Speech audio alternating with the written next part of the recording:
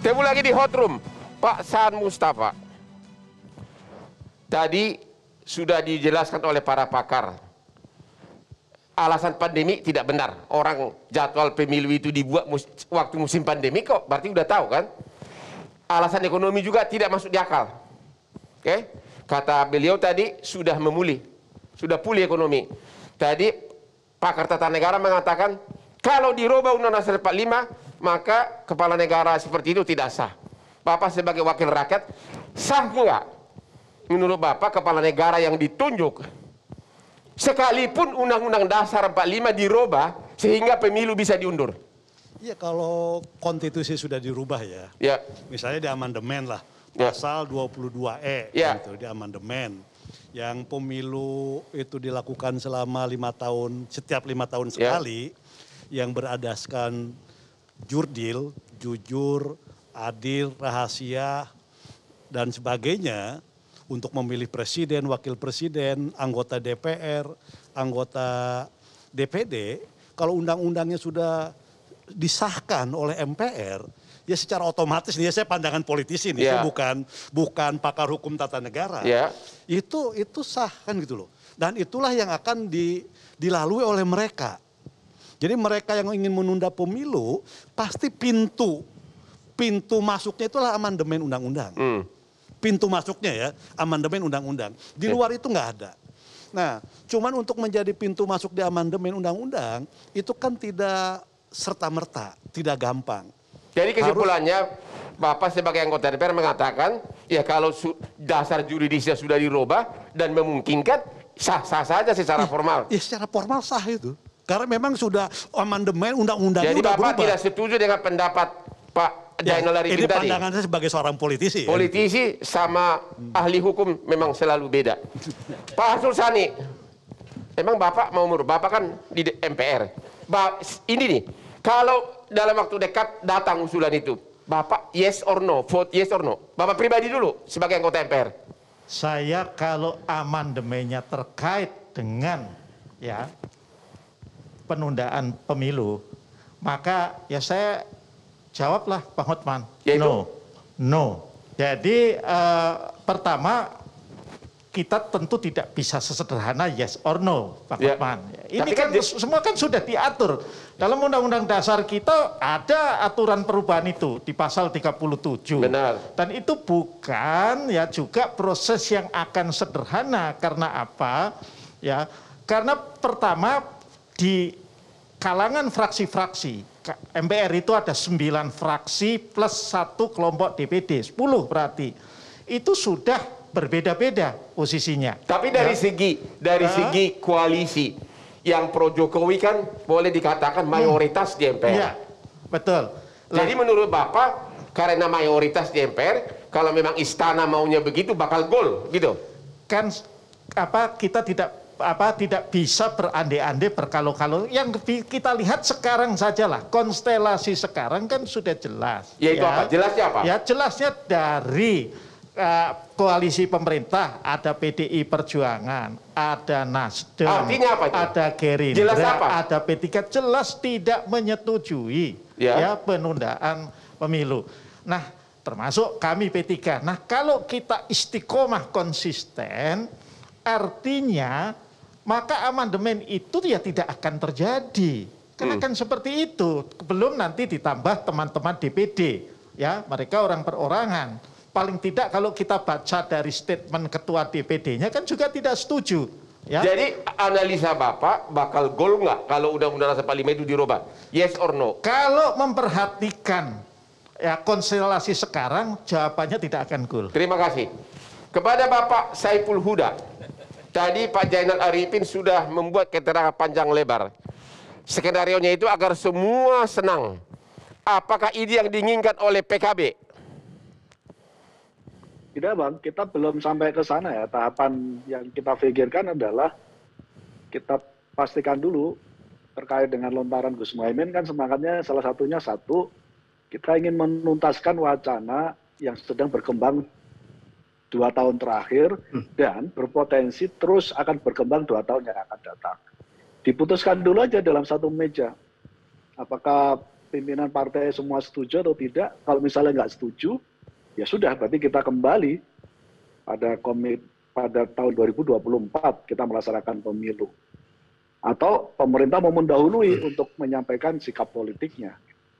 Nah, ini penting. Jadi sekali lagi semangat kami adalah supaya ini kita dalam rangka untuk memutuskan wacana terkait dengan adanya gerakan keinginan 3 periode.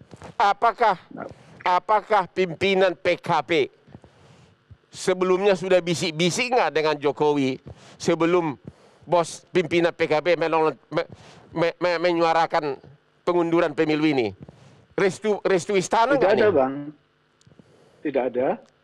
Ketua Umum Pak Muhaimin menyampaikan alasan salah satunya kan faktor ekonomi, karena beliau hampir 6 bulan ini keliling sebagai calon presiden, keliling ke berbagai daerah mendapati aspirasi yang memang ada yang meminta supaya pemilu ditunda, dan itu disampaikan saja sebagai bagian dari menyampaikan apa yang menjadi unek-unek di publik, disampaikan begitu saja. Kalau pemilu tidak diundur, bukankah bisa dapat presiden yang lebih bagus? Pendapat Bapak gimana? Betul, karena itu semangat kami kan tidak menambah periode, bahwa penundaan ini berakibat penambahan masa jabatan, itu konteksnya ada akibat. Gitu. Pertanyaannya, apa manfaatnya cuma 1 tahun doang? Apa manfaatnya gitu loh? Siapa yang diuntungkan dengan 1 tahun itu? Kalau diperpanjang masa jabatan presiden 1 tahun?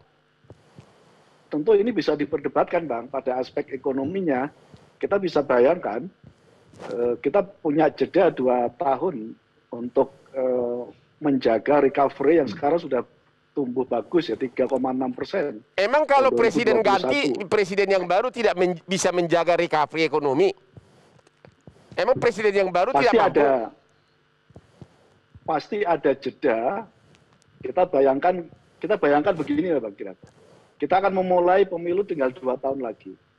Ini akan terjeda 1 tahun persiapan, 1 tahun lagi nanti pelaksanaan, 1 tahun lagi ketika terpilih presiden baru, dia akan melakukan konsolidasi juga. Jadi kita membayangkan ada freeze ekonomi selama 3 tahun, karena kita habis untuk persiapan pelaksanaan dan rezim baru gitu.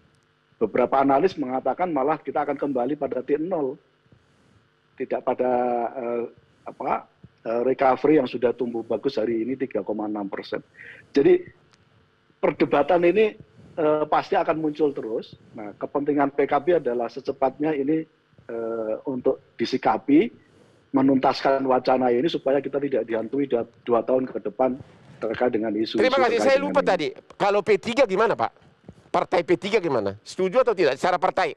Secara partai, ya, kita sudah menyampaikan, saya kira arahnya adalah tidak setuju. Tidak setuju? Iya. Oke, Pak Burhan, kalau akhirnya pemilu diundur, yang diuntungkan siapa? Yang paling beruntung siapa? Ya, tentu saja yang diuntungkan adalah presiden dan seluruh pejabat politik. Karena kekuasaannya langgeng gitu? Karena kekuasaannya ditambah. Apakah kalau termasuk menterinya juga otomatis bertambah? Persis, kecuali kalau di-reshuffle oleh presiden. Ya. Dan tentu akan menimbulkan apa yang Mas Budiman Tanurejo sampaikan sebagai politik gratifikasi konstitusional.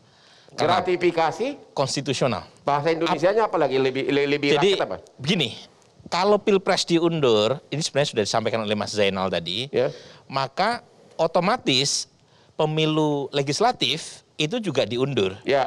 Kemudian punya implikasi ke pilkada. Akhirnya semua happy. Semuanya happy. Dan akhirnya yang terjadi adalah semua pejabat publik mendapatkan gratisan masa jabatan tanpa melalui proses pemilu. Jadi keuntungannya semua pejabat publik mendapat masa jabatan gratis gitu? Gratis selama 3 tahun. Dan itu punya implikasi jangka panjang. Mandat apa yang diterima oleh seluruh pejabat politik untuk bisa menjalankan mandat publik tanpa melalui proses pemilu. Terima kasih. Pak Peter, tadi kan dia bilang semua pejabat yang berkuasa sekarang ini yang akan diuntungkan dengan apabila pemilu diundur. Kalau pengusaha bagaimana? Diuntungkan nggak apabila pemilu diundur? Ya, seperti yang saya sampaikan tadi, pengusaha-pengusaha ya dirugikan sebenarnya. Apa dirugikan? Kenapa? Karena kalau ini diundur, maka ini tidak akan mulus, pasti akan jadi gonjang-ganjing. Oh, gonjang-ganjing. Gonjang-ganjing itu memunculkan ketidakpastian. Kalau saya jadi pengusaha, ketidakpastian itu akan merugikan saya. Ketidakpastian, perdebatan, pertengkaran politik, dan mungkin akan itu ada akan demo, merugikan saya. Akan membuat ekonomi jadi terganggu. Ya, kecuali kalau memang kesepakatan semuanya sepakat, mulus, saya sebagai pengusaha ya happy-happy aja. Tapi ini kan sudah hampir, karena memang koalisi Pak Jokowi sudah berapa persen, Pak? Sekarang ini di MPR. 82%. Kalau ditambah PAN ya 82. Tetapi jadi, itu kan tadi yang 82 itu kan tidak bulat sepakat. Hasil surveinya Bang Burhan tadi menyatakan bahwasanya even mereka yang mendukung Jokowi pun tidak setuju. Tapi ya orang yang tapi kan yang voting kan orang yang duduk di MPR-nya bukan rakyatnya. Iya, tapi sekali lagi gonjang-ganjing politik ini pasti akan terjadi, Bang. Mereka yang sekarang ini saya orang awam politik aja ini yang melihat. Orang yang sudah siap-siap untuk menjadi presiden, Pak, Bang, emangnya mau ditunda? Saya nggak mau tunda, saya mau maju. Ya pasti akan mau kan. Nah ini pasti akan terjadi gonjang-ganjing. Jadi, Oke, terima kasih. Kita istirahat dulu setelah yang berikut ini. Tetap di Hot Room.